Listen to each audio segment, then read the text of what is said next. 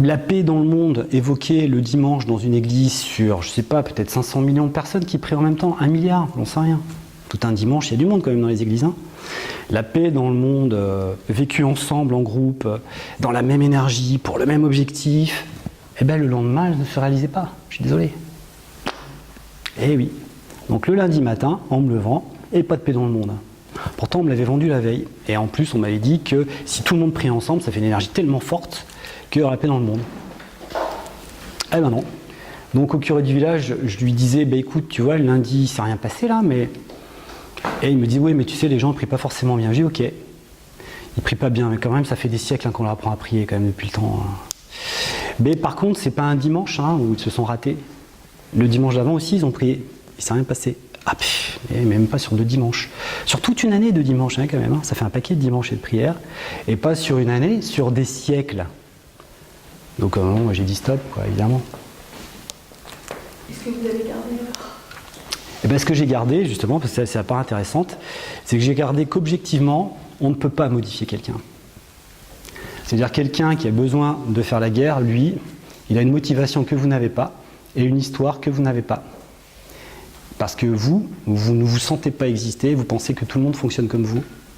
Or, pour faire un petit peu glauque, le type qui a vu son gosse se faire exploser la cervelle quelque part, à votre avis, il est animé par quelles intentions ? Et ainsi de suite. Donc il a des motifs pour faire la guerre, par exemple. Et si on ne va pas directement sur ce motif-là, ce n'est pas 1 milliard de personnes en priant qui vont lui enlever son idée. Et donc ce que j'ai gardé, puisque en fait la focalisation énergétique fonctionne, contrairement à quelqu'un qui a une histoire assez difficile et qui ne veut pas participer à changer son histoire, ok ? Et contrairement à ça, si quelqu'un a une histoire difficile, une maladie par exemple, et qu'il veut participer à un certain changement, effectivement, en associant des forces énergétiques sur lui, là ça fonctionne. Donc ça fonctionne, oui, en thérapie, mais sur des gens consentants. Sur des gens qui disent, ok, je pose ça, je veux bien, j'ai besoin d'aide, je veux bien bouger quelque chose. Et là, ça fonctionne. Mais de prétendre qu'il suffit juste de se dédouaner en balançant 2 patères et 3 AV, ça n'a jamais rien fonctionné. 1 milliard de personnes en même temps, ça n'a jamais fonctionné. Donc vous voyez très bien que le système énergétique n'est absolument pas du tout celui qu'on croit, et qu'aujourd'hui, on a besoin d'être un peu plus consentant dans ce qui se passe, donc un peu plus responsable, plutôt que de se dire, ouais tiens, je vais prier ou je médite et c'est pour la paix dans le monde ou c'est pour le bien-être de l'humanité. Je vous rassure, on n'a pas besoin de vous, ça ne marche pas. Et vous pouvez arrêter de prier si ça vous prend trop de temps ou arrêter de méditer. Ça ne fonctionne pas comme ça. La méditation, au départ, de ce que je peux m'en souvenir, elle a été créée pour aller chercher dans ses propres structures gênantes, à la base. Elle a été créée pour identifier notre monde intérieur et aller voir ce qui gêne dedans. Elle n'est plus vendue comme ça depuis des siècles. La prière non plus. Donc en fait, en regardant tous ces dogmes qui faisaient partie de ma vie au quotidien, le catholicisme, le bouddhisme et d'autres, religions majeures, mais j'ai pas vu grand-chose d'intéressant qui posait l'humain. J'ai vu des choses qui étaient dysfonctionnelles, mais qui utilisaient des propriétés fonctionnelles. C'est ça qui est assez épatant. C'est-à-dire que converger sur quelqu'un en énergétique, s'il est consentant, oui, ça marche.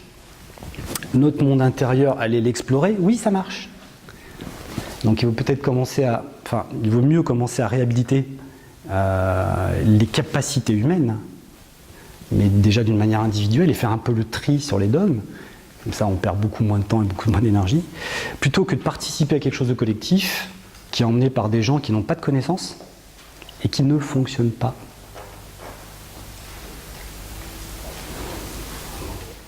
Ce qui se passe chez un individu qui envoie de l'énergie, quand il aligne ce qu'il a envie de faire avec un geste, ça va mobiliser aussi l'ensemble de ce qu'il est. Ça, c'est assez intéressant à comprendre. Ça veut dire que si je veux aller vers Sébastien, je mobilise une intention d'aller vers lui, mais je mobilise tout ce qu'il y a derrière moi. D'accord ? Je ne peux pas faire abstraction de mon rythme cardiaque, je ne peux pas faire abstraction de ma tension artérielle, de mes neurones si j'en ai qui fonctionnent, de mon système nerveux, etc. etc. C'est pas parce que je pose une intention que le reste n'est pas actif derrière moi, au contraire. il est à 99% actif, puisque c'est lui qui me permet de faire quelque chose. Ou pas. C'est-à-dire que dans tout ce qu'on fait toute la journée, il y a une partie de vous qui est active pour passer une information ou pour aller vers un objectif, et il y a tout le reste qui collabore ou pas. Donc pour être très franc, vous avez tous remarqué comme moi depuis petit, tout ce que vous avez envie, ça ne se passe pas forcément comme vous le voulez.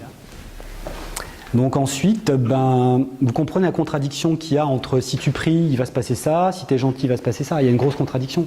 Comprenez sur quoi je me suis basé? Sur de l'expérience, tout simplement. Parce que moi, j'ai vu l'inverse. J'ai vu que ce que les gens voulaient, c'est être bien, et ils ne l'étaient pas, ou rarement. Et les conditions pour lesquelles ils se sentaient bien dans leur vie, épanouis ou pas, n'étaient pas du tout dues à ce qu'ils croyaient, tout simplement. Et que parfois, le système inconscient collaborait un tout petit peu mieux pour certaines personnes, et puis pour d'autres personnes qui étaient toujours dans le même cycle, dans les mêmes mouvements de vie difficiles et pénibles, le système inconscient logique ne collaborait pas avec leur intention posée. Vous comprenez? La difficulté de l'être humain aujourd'hui, c'est pas ce qu'il veut faire, qui est louable ou bien intentionné. C'est pas ça le problème. C'est quelles sont les ressources derrière. Et les ressources, elles sont inconscientes.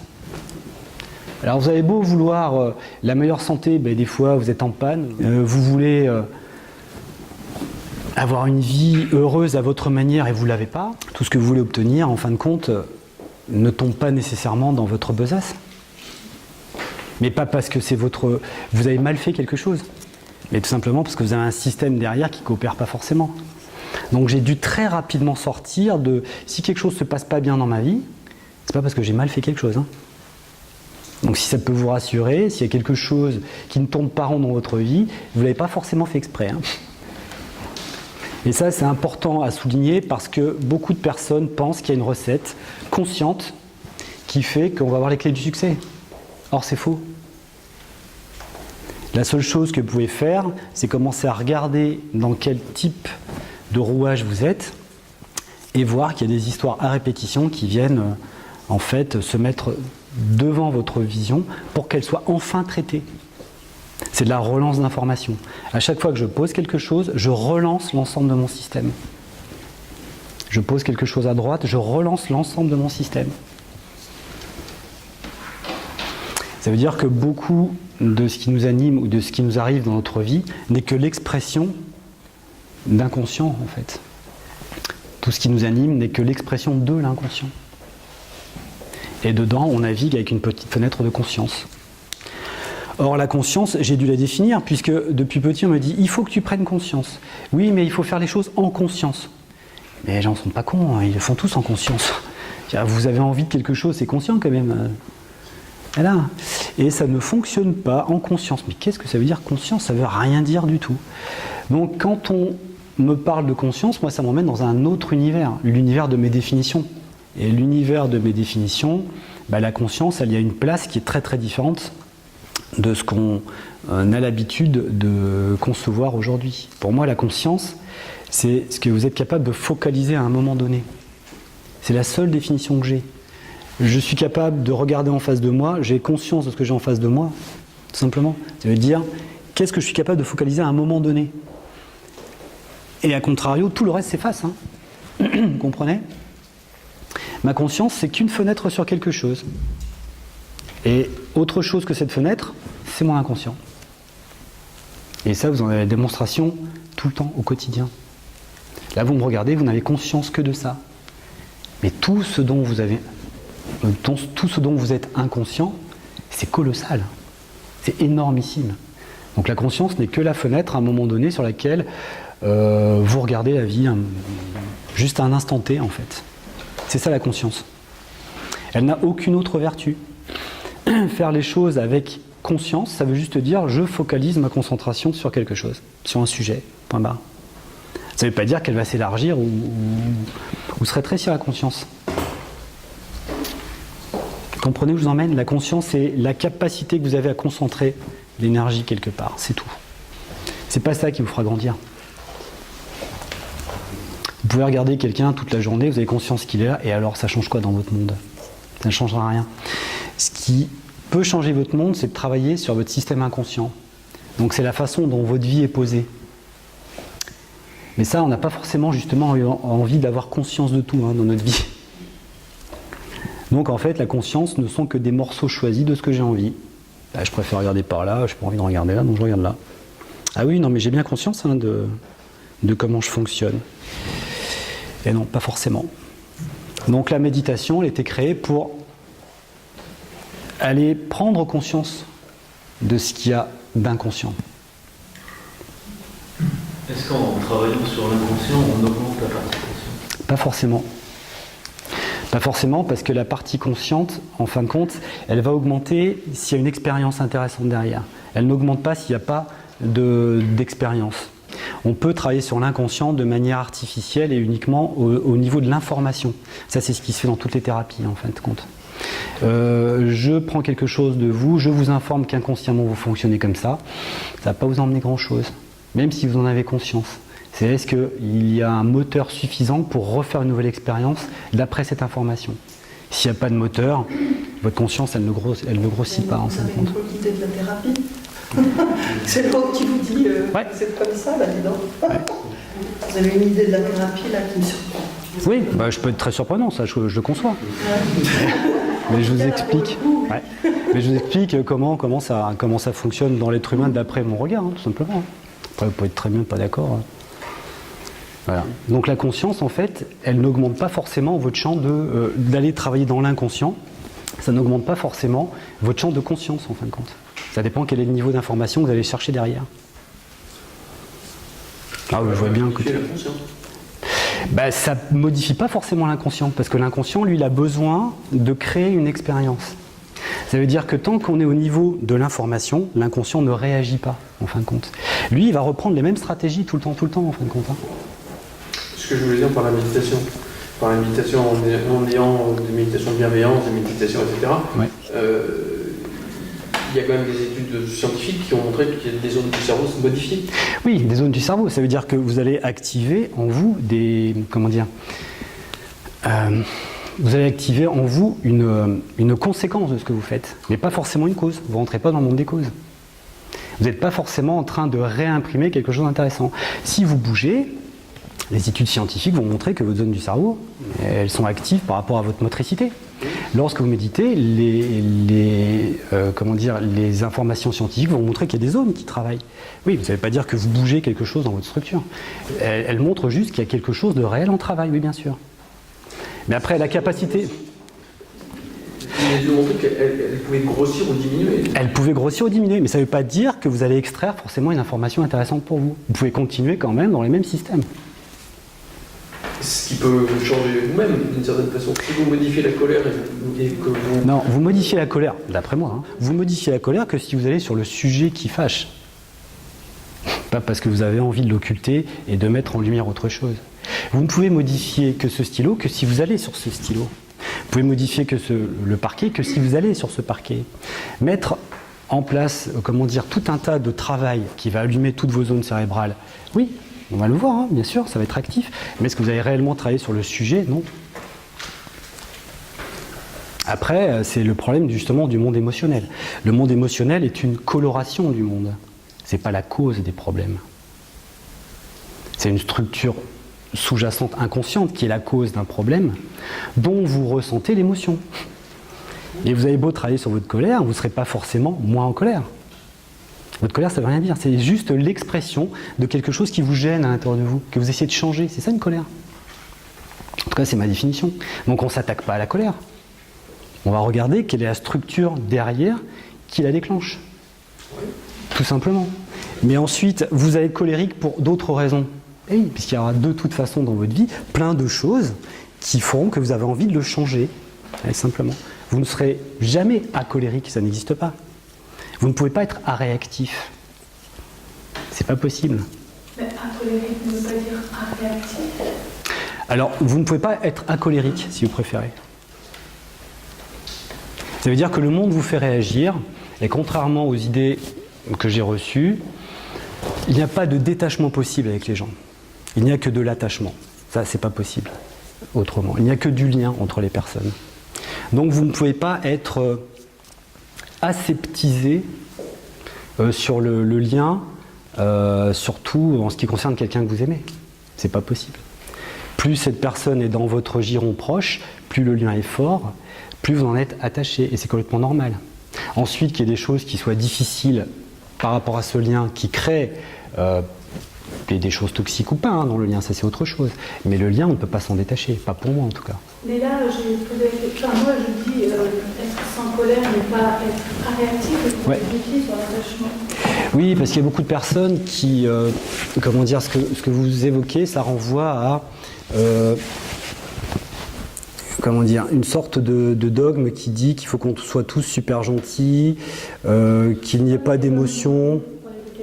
Ouais. Bah, du dogme bouddhiste par exemple, ouais, qui alimente beaucoup le New Age, qui alimente énormément notre système de pensée, où on essaie de pacifier justement des gens, ce qui est très très bien pour le système nerveux, mais qui ne répond jamais aux constructions intérieures profondes. Pour moi, ces religions sont plus des structures sociales que des structures réellement de compréhension de l'humain. Je pense que c'était intéressant à un moment donné, mais je pense que le modèle est largement dépassé par chacun d'entre vous. Mais pour vous, c'est quoi la colère ? Un mécanisme qui consiste à vouloir changer quelque chose qui est insupportable pour une partie de l'individu. Voilà ce que c'est la colère. Voilà. C'est juste un mécanisme de défense que vous rencontrerez tout au long de votre vie en fait. Mais il est utile. Il est super utile, puisque c'est une partie de nous-mêmes. Donc en fait, pour moi, il ne s'agit pas de refouler comment on fonctionne, mais plutôt d'aller voir à travers certains fonctionnements quelles sont les parties difficiles. Qu'est-ce que vous pensez lorsqu'on tente de rester dans l'émotion quelle qu'elle soit, de rester dedans, sans se sauver, mais sans simplement voir ce qu'elle fait, l'accepter. Ouais, ça c'est le point de départ le plus intéressant, effectivement. Le point de départ, c'est de regarder, en fait, d'essayer de l'intégrer et de pas de se dissocier de cette émotion, l'intégrer, mais après, il faut les regarder à quoi elle renvoie à l'intérieur. C'est ça qui est le plus dur. Et si on n'est pas entraîné à quoi elle renvoie, la colère, en fait, ou son motif ne disparaîtra pas, c'est-à-dire que vous allez être en colère tout le temps ou angoissé tout le temps. Ce sera toujours le même système qui vous rattrapera, parce que le vivre ne suffira pas. Il faut aller voir à quoi ça renvoie, quel est le mécanisme derrière, en fin de compte. Et ça, c'est quelque chose auquel il faut s'habituer et pas juste, par exemple, constater, tiens, je suis en colère contre telle personne, à quoi ça me renvoie? Ah oui, mais non, mais c'est injuste parce qu'il m'a dit ceci, cela, cela. Et à quoi ça renvoie? C'est pas ça. C'est pas le motif de la colère. À quoi ça renvoie? C'est à l'intérieur de soi, qu'est-ce qui spontanément peut émerger comme type d'information et qui va être la première piste d'un fil d'Ariane qui peut prendre plusieurs mois parfois, qui en fait a actionné cette espèce de surcolère. Et est-ce qu'à chaque fois, au bout du fil, on va rencontrer une des blessures fondamentales? Pas pour moi, non, je pense pas. Il y a beaucoup de blessures fondamentales qu'on ne rencontre pas. Parce que pour aller les rencontrer, en fait, il faut aller rencontrer leur logique. Et votre incarnation n'a pas forcément envie de rencontrer certaines logiques d'autres informations qui sont contenues à l'intérieur. C'est-à-dire que pour moi, l'incarnation, c'est une fenêtre qui s'ouvre de votre naissance à votre mort, qui est un laps de temps assez court. Vous n'avez pas le temps de tout travailler, mais vous avez juste la possibilité de venir modifier certains axes par rapport à vous, ou par rapport à ces mémoires, en fonction de ce que vous allez vivre au quotidien, en fin de compte. Donc en fait, pour moi, la vie, ou votre vie, ou ma vie, elle a juste le but de venir exprimer une nouvelle expérience en rapport avec d'anciennes expériences. Pour moi, l'incarnation, c'est ça. C'est comme si on se mettait en mode comparatif tout le temps pour essayer de valider soit des expériences qui ont déjà fonctionné, soit invalider des expériences qui ne sont plus fonctionnelles et qui nous empêchent d'épanouir autre chose, en fin de compte. Dans le totem des ressources. Pour moi, la vie, c'est ça, en fait. En tout cas, c'est ma définition. Avoir sa propre grille de lecture plutôt que de prendre la grille de lecture de quelqu'un. C'est-à-dire qu'à un moment donné, il va falloir commencer à mettre à plat comment vous fonctionnez réellement. C'est un travail qui peut prendre des semaines ou des mois, peu importe. Et d'aller justement sentir à quoi ça renvoie à chaque fois. Plutôt que de prendre la grille de lecture de quelqu'un qui va, en fait, en général, avoir une lecture très pauvre de votre fonctionnement et un niveau d'interprétation qui peut être intéressant ou pas. Je reviens vers vous par rapport à la thérapie. La thérapie, c'est pas la personne. Vous bloquez, le thérapeute qui vous donne une grille de lecture. C'est vous, en travaillant en face de ce thérapeute, qui allez trouver votre propre grille de lecture et qui allez chercher ce système-là. Ou pas. Oui, je suis d'accord, mais pas tout le temps. Le thérapeute, il est juste un miroir. Non, le thérapeute. Mais si, le thérapeute, lui. Oui, si, le thérapeute, il injecte ce qu'il est. Hein. Il injecte ce qu'il est. Et le thérapeute n'est jamais neutre, c'est impossible. C'est un miroir, enfin, c'est. Mais non. C'est rien, c'est rien. Mais c'est pas rien, c'est pas un miroir, c'est pas vrai. Ben, en tout cas, c'est pas mon avis. C'est pas mon avis. Le thérapeute, lui, il a un inconscient. Son patient, lui, a un inconscient aussi. Et le patient vient chercher dans l'inconscient du thérapeute l'information dont il a besoin, c'est tout. S'il n'a pas l'information, la thérapie ne servira à rien. Le thérapeute est autant en exercice que le patient. Hein. Je suis d'accord. Ben voilà. Donc en fait, il y a beaucoup de choses qui ne serviront pas au patient, je suis désolé. C'est pas forcément la bonne thérapie, c'est pas forcément la bonne personne, c'est pas vrai. Il y a des thérapies à plein niveau, il y a des thérapies qui sont très physiques, la médecine allopathique, le médicament, la chirurgie, et ça un thérapeute autre ne fera pas. De toute façon, s'il y a besoin d'une chirurgie, c'est pas un énergéticien qui le fera. Et au niveau des énergéticiens, même s'il y a 100 personnes qui ont les mêmes techniques, il y aura 100 mises en vibrations différentes, mises en équation du patient différentes, je suis désolé. Donc il y a des thérapeutes qui vous serviront à rien et d'autres avec qui vous allez pouvoir collaborer. Mais ce n'est pas une constante. Ça veut dire que pour moi, c'est de toute façon un acte invisible qui se passe entre les personnes et pas un acte visible. Ouais. Voilà. Mais en tout cas, ça travaille. Bah, ça travaille, mais pas avec tout le monde, c'est pas vrai. Et... tout seul, c'est pas évident. Ah bah, ça, c'est sûr, hein, je peux en témoigner, tout seul, c'est pas évident. Parce que ce système-là, personne ne me l'a expliqué, hein, c'est marqué nulle part, je vous signale. Donc... Comment choisir un thérapeute? Bah, au résultat. Justement, au moment où on fait le choix, on n'a pas le résultat. Mais au moment où tu fais le choix, t'as pas commencé l'expérience. Donc il te faut l'expérience. Tu peux pas avoir fini avant d'avoir commencé. Il faut en tester 1, 2, 3 et puis voir comment ça prend. Tu es obligé de faire une expérience. Le thérapeute n'est pas une garantie. Le thérapeute, c'est un être humain chez qui vous allez piocher des informations. S'il les a pas, ça vous servira à rien. Vous serez dans une relation humaine, point. Mais pas dans une relation qui va vous servir à vous, en fin de compte. Et cette relation, elle est de plein de niveaux. Si vous avez besoin juste de quelqu'un qui est une équivalence électrique dont vous avez besoin, un magnétiseur qui ne se pose pas de questions va vous servir mieux qu'un psychothérapeute ou qu'un énergéticien autre, d'accord ? Si vous avez besoin de quelqu'un d'un peu plus fin dans son fonctionnement de vie, alors certaines personnes ne vont vous servir à rien. Ce n'est pas un médecin en allopathie qui va vous aider. Vous pouvez avoir besoin d'une aide psychologique. L'aide psychologique n'ira pas jusqu'à l'inconscient. Vous allez peut-être me sauter dessus, mais ça n'ira pas jusqu'à l'inconscient. Ok ? Donc il faudra trouver des gens qui sont des spécialistes dans l'inconscient et qui portent des informations qui vont pouvoir vous mettre en réaction. Mais ça va dépendre du bagage de la personne. C'est toujours la même chose. Il y a des milliards d'informations chez lui, il y a des milliards d'informations chez vous. Est-ce que ça va matcher ? Pas forcément. En fait, là, ce que vous expliquez, ça peut expliquer du coup pourquoi, certaines personnes, on va nous envoyer par exemple chez un très bon énergéticien qui a fait des super résultats chez des personnes, et qui nous, on y va, rien. C'est pas que dire que ça veut dire que deux personnes ne peuvent pas collaborer, c'est pas le bon. Exactement. Il y a des super médiums sur la planète qui font des chirurgies éthériques, etc. sur des centaines de personnes par jour. Il y en a un tiers qui auront de résultats et 70% qui n'en auront pas.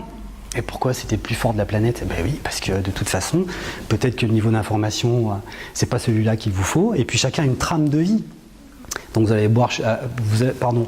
avez beau aller chez un thérapeute pour corriger quelque chose, si votre trame de vie vous incite à explorer différemment, aller chez le thérapeute, ça vous servira à rien.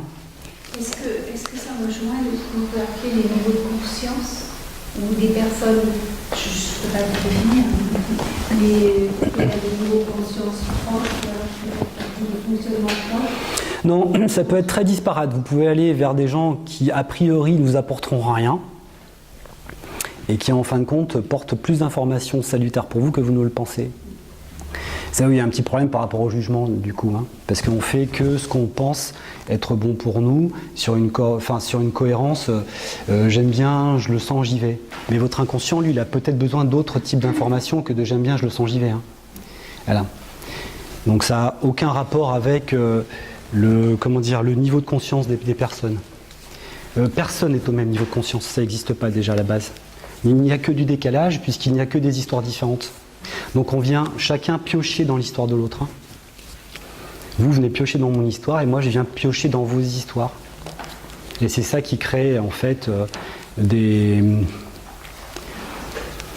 vibrations très très différentes qui vont modifier forcément quelque chose chez moi à un moment donné et qui va forcément modifier quelque chose chez vous à un moment donné. Est-ce que ça veut dire qu'il faudrait en fait avoir plusieurs thérapeutes? Il y a quelqu'un qui suivrait une psychothérapie sur 5 ans avec la même personne? J'ai pas d'idée. D'avoir 10 thérapies différentes? Non, j'ai pas d'idée par rapport à ça. Je veux dire, chacun fait ce qu'il veut. Mais ce que je veux dire, c'est qu'à un moment donné, la thérapie est limitée à un champ d'action. Vous ne ferez pas tout avec une thérapie, c'est pas vrai. Ça, c'est impossible. En tout cas, moi, je l'ai pas vu. Plusieurs thérapies différentes. Si vous avez besoin de thérapiser quelque chose, mais quelle est votre urgence à vouloir modifier quelque chose en vous? C'est ça aussi. Et ensuite, est-ce que vous n'êtes pas capable déjà d'en faire une partie? C'est ça qu'on est venu partager aussi, thérapie, mais et vous-même alors? Est-ce que justement tu peux nous donner un exemple d'une grille de lecture? On prend un problème et puis la personne elle travaille sur sa problématique. Est-ce que tu peux creuser un petit peu pour... Parce que ça se fait pas tellement en conférence, hein, ça se fait plutôt en stage ou en consultation privée. Est-ce que les échecs ils font avancer? Ben, l'échec, ils te font pas forcément avancer, parce qu'il y a des gens qui sont tout le temps dans l'échec, tout le temps, ça les fait pas vraiment avancer, tu vois. Alors, c'est des phrases un petit peu toutes faites quand même, ça, l'échec fait avancer. Elles peuvent te faire avancer, dans la majorité des cas, c'est des énergies que tu as besoin d'intégrer, effectivement, mais tu vois bien qu'il y a certaines personnes, elles sont tout le temps d'échec en échec en échec. Donc le prisme de fonctionnement n'est pas très très intéressant hein, concernant l'échec et ces personnes-là. Déjà, vous êtes capable de gérer de l'information par vous-même. C'est-à-dire que être guidé, c'est est-ce que ça vous convient ou pas? C'est ça la guidance.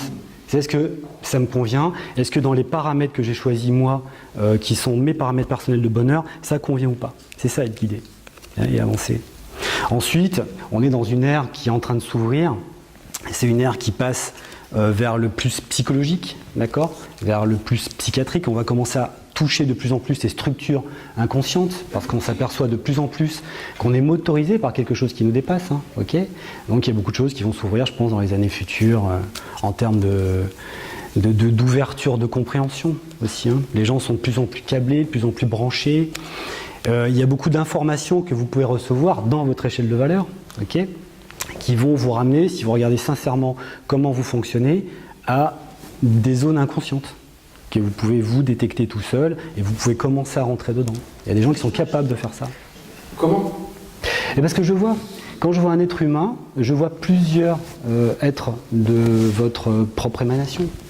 Je vois la même chose chez chacun d'entre vous, un point central, ici un petit point focal, et plus vous prismez sur 10, 20, 100, 200 personnages. Et quand il y a une demande posée sur, par exemple, tiens, je ne vais pas bien à cause de ça, il y a plein de parties de vous qui se mettent tout de suite à bavarder ensemble. Bon, ben, je vous explique quelles sont les parties qui sont mises en action et pourquoi elles ne sont pas d'accord et qu'est-ce qui se passe. Et ça a tendance à resynchroniser votre système qui devient un petit peu plus performant en fait pour avoir une réponse et une solution un peu plus adaptée au monde, en fin de compte. Un monde? Ah bah votre monde à vous, puisqu'il n'y a que le vôtre. Et il y a des parties plus fortes que d'autres, en fin de compte, qui viennent soit vous aider, soit vous empêcher d'avoir recours à certaines ressources, en fin de compte. Il y a des parties de vous qui se mettent en opposition automatique sur une façon de s'exprimer, par exemple. Et c'est ça que vous ressentez quand Oui, c'est ça. Non, c'est ça que je comprends. Oui, c'est ça. Est-ce qu'on n'a pas, qu'est-ce qu'on peut faire individuellement pour toucher ces zones justement de travail inconscient? Est-ce qu'il n'y a pas un outil, des méthodes, qu'est-ce qui serait le plus intéressant à faire pour vraiment se mettre en résonance avec nous-mêmes? Bah déjà, intégrer comment vous fonctionnez. C'est-à-dire commencer à accepter que votre vie, elle peut pas être autre chose que ce que vous êtes déjà. Il n'y aura pas d'autre modèle. Dans votre incarnation, il n'y a que vous qui fonctionnez. Il n'y a que vous qui êtes le seul pilote à bord, en fin de compte. Point barre. Donc après, cherchez à vous modifier. Il faut se demander par rapport à quoi vous voulez vous modifier. Donc quels actes dans votre vie ne vous conviennent pas du tout, mais à votre seul regard à vous, pas au regard d'un ensemble. Donc déjà, il faut arriver à se positionner individuellement et pas collectivement, d'accord? Parce qu'on est sous interférence totale des individus qui sont autour de nous en permanence, ok? On est en interférence totale. Donc on a tendance, par exemple, à se mettre au diapason de la communauté pour trouver notre individualité. Et ça, c'est pas possible. Si vous voulez trouver votre problématique de vie par rapport à quelque chose qui vous est cher, il faut absolument pouvoir s'isoler de la communauté et voir comment vous réagissez personnellement. Et ensuite le comparer à la communauté. Ça va? Je veux que ça vous parle.